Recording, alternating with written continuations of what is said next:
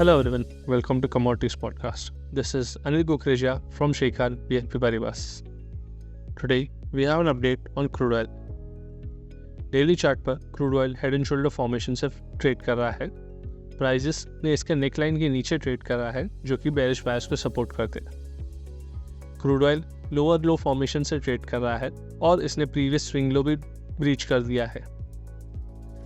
Crude oil के लिए next support level 6500 और 6400 के लेवल्स पर है और इसका रेजिस्टेंस 6800 के ऊपर है. The momentum indicator RSI has a negative crossover as it moves towards the oversold zone, supporting the bearish move.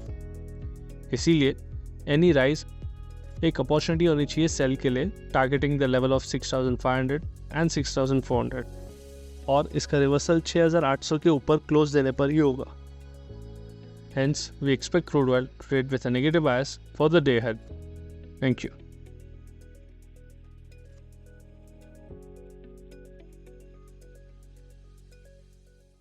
Investment in securities market are subject to market risks. Read all the related documents carefully before investing.